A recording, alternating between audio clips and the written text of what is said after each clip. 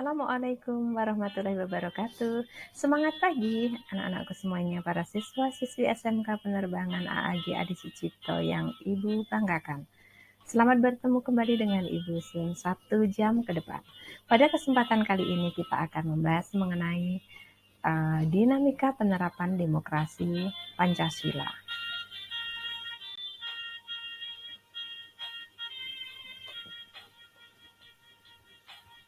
Hello, my student. How are you today? I hope you are fine and ready start for learning today. And do never forget, keep your spirit and respect each other. We have to say basmalah before the learning begin. I hope Allah Subhanahu wa Ta'ala always protect us and hopefully we will always be alright and good. Insya Allah. Anak-anakku semuanya, pada kesempatan kali ini kita akan melanjutkan materi yang sudah kalian terima pada minggu lalu. Tapi sebelumnya Ibu berharap bahwa pada hari ini seperti biasanya kalian hadir semuanya dan masih tetap semangat untuk mengikuti pembelajaran via daring. Baiklah anak-anakku semuanya, pada minggu lalu kalian sudah memahami apa itu hakikat demokrasi, kemudian ciri-ciri demokrasi, kemudian macam-macam demokrasi, dan sifat atau fungsi demokrasi. Nah, pada kesempatan kali ini kita akan melanjutkan membahas mengenai dinamika penerapan demokrasi Pancasila dalam berbagai kurun waktu.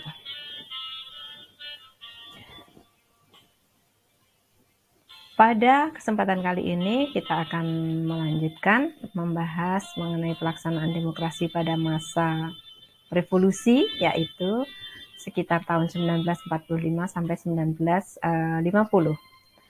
Di mana pada masa revolusi Indonesia masih harus berjuang karena Belanda ingin kembali ke Indonesia. Pada pasal 4 aturan peralihan Undang-Undang Dasar Negara Republik Indonesia tahun 1945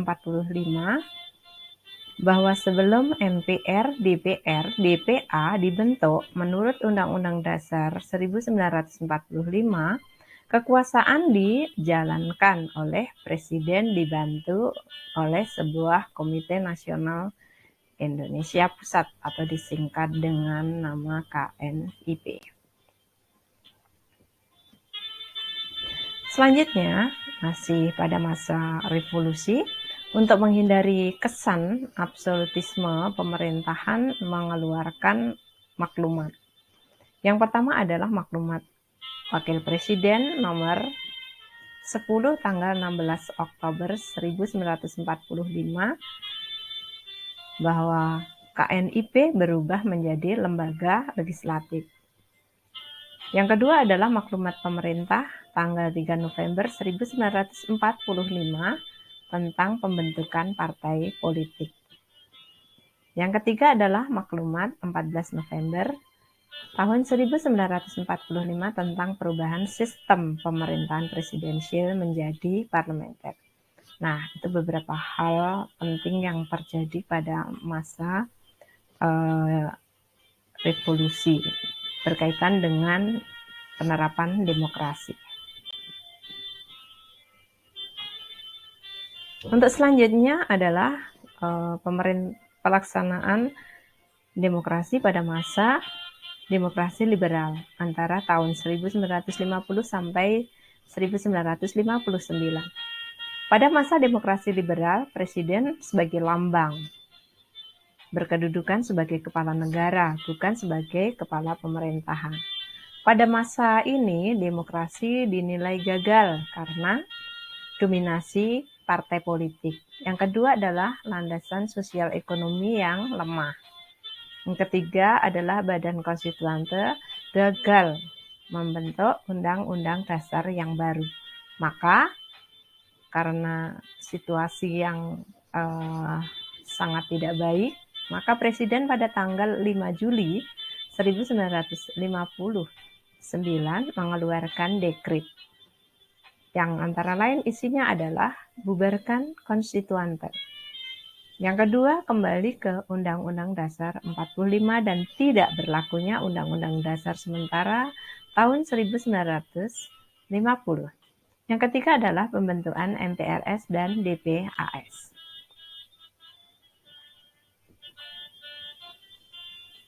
Selanjutnya, pada masa demokrasi terpimpin antara 1959 sampai 1966. Pengertian demokrasi terpimpin menurut Tab MPRS nomor 7 MPRS 1965 adalah kerakyatan yang dipimpin oleh hikmat dalam permusyawaratan perwakilan yang berintikan musyawarah atau perwakilan yang berintikan musyawarah untuk mufakat secara gotong royong di antara semua kekuatan nasional yang progresif revolusioner dengan berporoskan nasakom, nasionalis, agama, komunis. Dengan ciri yang pertama adalah dominasi presiden. Kedua, terbatasnya peran partai politik. Adapun penyimpangan yang terjadi pada demokrasi terpimpin adalah yang pertama, mengaburnya sistem kepartaian. Pemimpin partai banyak yang dipenjarakan. Kedua adalah peranan partai lemah, bahkan akhirnya dibubarkan oleh presiden dan presiden membentuk DPR-GR. Ketiga adalah jaminan hak asasi manusia lemah. Keempat, terjadinya sentralisasi kekuasaan. Kelima adalah terbatasnya peranan pers. Yang keenam adalah kebijakan politik luar negeri sudah memihak ke Tiongkok atau ke Blok Timur.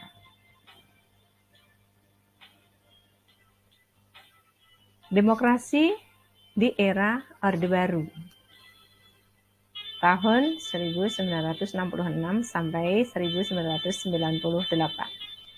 Demokrasi pada era Orde Baru ditandai dengan keluarnya Surat Perintah 11 Maret tahun 1966. Orde Baru atau disingkat atau lebih dikenal dengan nama Orba bertekad akan melaksanakan Pancasila secara murni dan konsekuen. Awalnya, Orde Baru memberi harapan baru pada rakyat melalui pelita atau pembangunan 5 tahun, yang pertama, kedua, ketiga, keempat, pelita kelima, pelita keenam, dan berhasil menyelenggarakan pemilu pada tahun 1971, 1977, 1982, 1987, 1992, dan 1997. Namun, perjalanan demokrasi masa Orde Baru dianggap gagal dikarenakan beberapa hal, antara lain rotasi kekuasaan eksekutif hampir tidak ada. Yang kedua, rekrutmen politik berlaku tertutup. Ketiga, pemilu yang jauh dari semangat demokrasi. Keempat adalah pengakuan hak asasi manusia yang terbatas. 5. Tumbuhnya KKN yang merajalela. Nah, Orde Baru ini runtuh dengan lengsernya Presiden Soeharto pada tanggal 20 Mei 1998 dengan gerakan massa.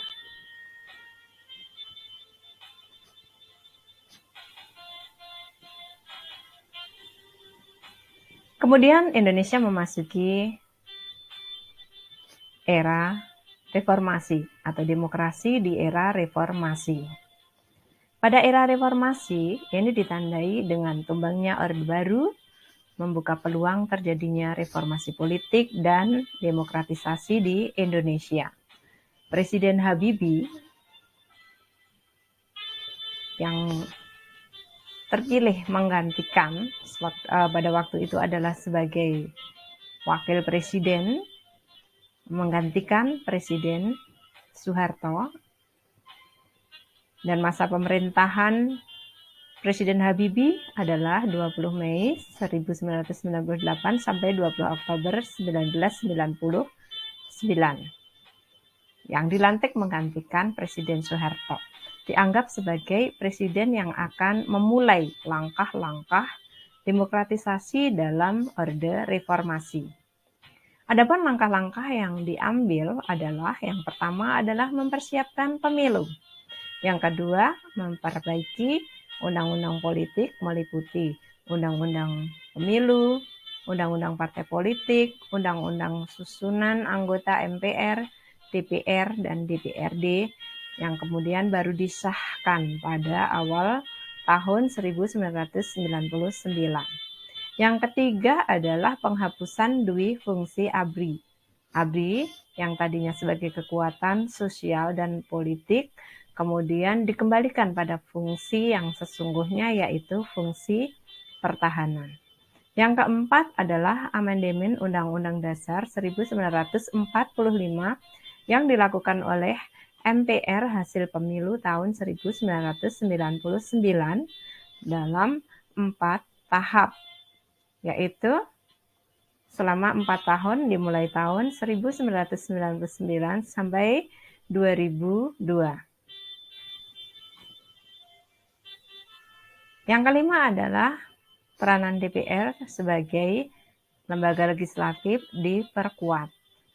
Keenam adalah dilaksanakannya pemilu secara langsung tahun 2004 untuk memilih presiden dan wakil presiden secara langsung, dan untuk memilih kepala daerah yang dilaksanakan pada pertengahan tahun 2005. Nah, demikian anak-anakku semuanya untuk era selanjutnya setelah kepemimpinan Presiden B.J. Habibie. Kita telah mengalami pergantian presiden, yaitu Presiden Abdul Rahman Wahid, kemudian juga Presiden Megawati, lalu Presiden Susilo Bambang Yudhoyono, dan pada saat sekarang Indonesia di bawah kepemimpinan Presiden Joko Widodo. Nah, anak-anakku sekalian,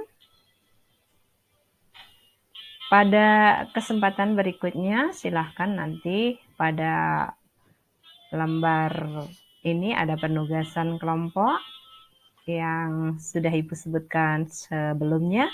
Bagaimana kebijakan-kebijakan politik pada masa pemerintahan Presiden Abdul Rahman Wahid, Presiden Megawati, Presiden Susilo Bambang Yudhoyono, dan Presiden Jokowi.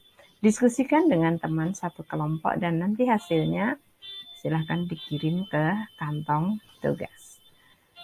Demikian anak-anakku semuanya, pada kesempatan pertemuan kali ini kita sudah mengenal bagaimana dinamika penerapan demokrasi